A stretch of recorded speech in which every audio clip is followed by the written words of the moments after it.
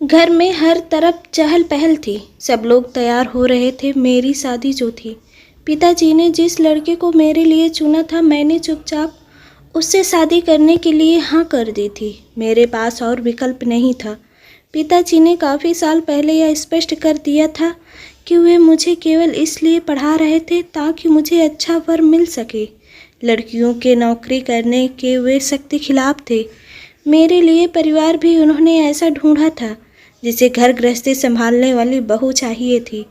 ज़्यादा पढ़ी लिखी लड़की में उस परिवार वालों को कोई दिलचस्पी नहीं थी। जब भाभी ससुराल वाले मुझे देखने आए तो मैंने अपने होने वाले पति को देखा था। मुझे उनका व्यक्तित्व साधारण सा लगा। कुछ ज़्यादा बात नहीं हुई। एक सरकारी कंपनी में इंजीनियर थे। 25 साल उम्र थी उनकी। 3 वर्षों से कार्यरत थे वहाँ। उनकी पोस्टिंग एक छोटे से शहर के पास बसी उनकी कंपनी की एक कॉलोनी में थी। अच्छा वेतन था और एक छोटा सा फ्लैट उन्हें अलॉट हो चुका था। इसलिए उनके माता पिता चाहते थे कि अब उनकी शादी हो जाए और उनका घर बस जाए। एक स्त्री के रूप में घर बसाने का दायित्व तो अब मुझे निभाना था और उसके लिए उन लोगों ने मुझे उपयुक्त पाया।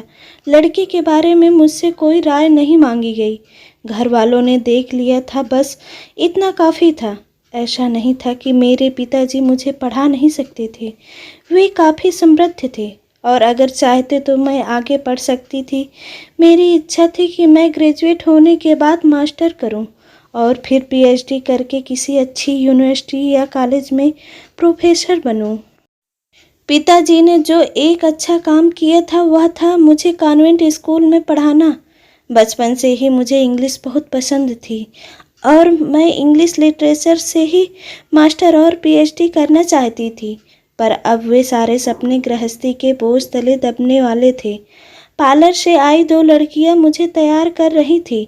मैं चुपचाप उनके सामने बैठी श्रृंगार करवा रही थी। अगर वे मुझसे कुछ पूछती भी तो मेरा यही जवाब होता था, ठीक है, और कहती भी क्या। तैयार तो मैं होने वाले पति और ससुराल के लिए हो रही थी, अपने लिए नहीं। पार्लर का चुनाव मेरी सास ने किया था। शादी के कपड़े भी उन्होंने भिजवाए थे और पार्लर वालों को निर्देश भी उन्होंने ही दिया था। लड़कियां भी खुश थी कि ज़्यादा नानुकुर करने वाली दुल्हन नहीं मिली। तभी कमरे का दरवाज़ा खुला और मेरी सहेली सीमा अंदर आई। सीमा का विवाह 2 महीने पहले ही हुआ था। वह मेरी शादी में शामिल होने आई थी। उसके पति एक व्यापारी परिवार से थे। वे लोग पास के शहर में ही रहते थे। कैसी हो मेरी लाडो पूनम, उसने पूछा। तो तुम्हारा नंबर भी लग ही गया। मैं ठीक हूँ। जीजा जी नहीं आए? मैंने पूछा। आ जाएंगे, उन्हें छोड़ो और अपने बारे में बताओ। ठीक हो तुम? यह कहकर उसने मेरी ओर देखा। आज तुम्हारा दिन है, उनका नहीं। उसका इस तरह से उत्तर देना मुझे थोड़ा अजीब लगा। मेरे विपरीत वह तो शादी के लिए बहुत उत्सुक थी। पढ़ने लिखने में उसकी रुचि साधारण थी। जब उसकी शादी पक्की हो गई तो उसके पांव धरती पर नहीं पड़ते थे। अब ऐसी बेरुखी क्यों? शादी को तो अभी सिर्फ 2 ही महीना हुए थे। मैं कुछ कहने ही जा रही थी कि मेरी नज़र उसकी बाहों पर पड़ी। मुझे लगा वहाँ पर चोट के दाग थे। क्या है? मैंने उसकी बाहों की तरफ इशारा करते हुए पूछा। कुछ नहीं, उसने जल्दी से कहा और मुंह दूसरी तरफ फेर लिया। मुझे लगा उसकी आंखें गीली हो गई हैं। मैंने पार्लर वाली लड़कियों को 2 मिनट के लिए बाहर जाने को बोला और सीमा को अपनी तरफ खींचा। बताना, क्या हुआ है? उदास क्यों लग रही है? मैंने थोड़ा जोर से पूछा। और क्या होना है, बस शादी हुई है। यह कहते हुए वह फपक पड़ी। फिर उसने बताया कि कैसे उसके पति ने उसमें नहीं, बस उसके साथ संबंध बनाने में दिलचस्पी है। शादी की पहली रात वह रजस्वला थी, पर उसके पति ने फिर भी जबरदस्ती संबंध बनाए।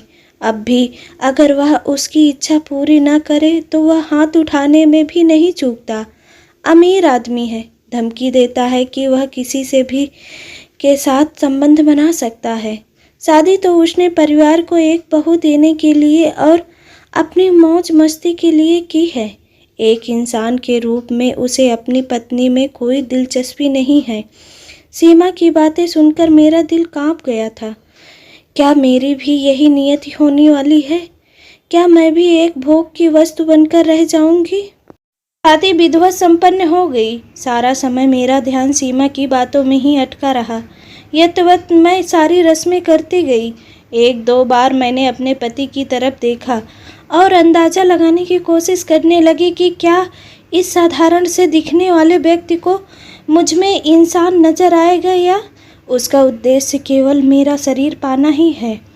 पर एकदम तटस्थ होकर वो बैठे रहे। रस्मों के बाद फोटो खिंचवाने वालों का तांता लग गया। फिर विदाई की बेला आ गई। मुझे बिल्कुल रोना नहीं आया। पिताजी के लिए तो मैं एक बोझ थी जो आज उतर गया था। 2-3 आंसू छलका के मैं अपने ससुराल पहुंच गई। अब आगे की ज़िंदगी के लिए मुझे तैयार होना था। मेरे ससुराल वाले ठीक ठाक लोग थे। अच्छा बड़ा घर था उनका। वहाँ पर भी कुछ रस्में हुई और फिर मेरी ननद मुझे मेरे कमरे में ले गई। लो भाभी, अब आराम करो, भैया अभी आते होंगे। यह कहकर वह हंसती हुई चली गई। कमरा अच्छा था और फूलों से सजाया हुआ था। फर्नीचर पुराना था पर उस पर अच्छे रखरखाव की झलक दिख रही थी। खैर अब तो पिताजी का दिया हुआ फर्नीचर आने वाला था। यह सब सोचते हुए मैं दर्पण के सामने जाकर खड़ी हो गई। अपने वजूद को दुल्हन के लिबास में निहारा, फिर अपने गहने उतारने लगी। गहनों के भारीपन से सिर दुखने लगा था। इतने में दरवाज़ा खुला और मेरे पति अंदर आ गए। आप ठीक हैं? खुश तो हैं? उन्होंने पूछा। मैं चुप रही पर आप शब्द सुनकर थोड़ा अच्छा लगा। पर तभी सीमा का सारा वृत्तांत आंखों के सामने आ गया। अब जबरदस्ती का रिश्ता शुरू होगा क्या? शादी इतनी जल्दी हो गई कि हमें एक दूसरे को जानने का मौका ही नहीं मिला। वे फिर बोले, पति पत्नी तो हम बन गए, पर मैं चाहता हूँ कि अपने रिश्तों को आगे ले जाने से पहले हम दोस्त बने। क्या सोचती हैं? मैंने सिर उठाकर उनको देखा। उनका चेहरा अब कुछ अलग दिख रहा था। सारी उम्र मेरे पिता ने कभी मेरी मर्जी नहीं पूछी और अब यह आदमी मेरी मर्जी पूछ रहा है, वह भी उस घड़ी में जब मर्दों को अपनी मन मर्जी करने की जल्दी होती है। जैसा आप कहें। मैंने किसी तरह अपना मुंह खोला। नहीं नहीं, अब हम पति पत्नी हैं। एक दूसरे पर अधिकार है। जमाने के लिए अपनी मनमर्जी नहीं कर सकते। आगे जो भी होगा दोनों की रजामंदी से होगा। वे फिर बोले, दोस्ती हमारे रिश्ते का आधार होगी, जबरदस्ती नहीं। वह मेरी सहेली सीमा, उसने कहा था और मैंने सीमा का सारा किस्सा उन्हें सुना दिया। वे चुपचाप सुनते रहे। फिर वे मेरी तरफ आए और मेरा हाथ पकड़कर बोले, मैं कोई बलात्कारी नहीं हूँ, आपका पति हूँ। ऐसा कुछ नहीं करूँगा जिससे आपको तकलीफ पहुँचे।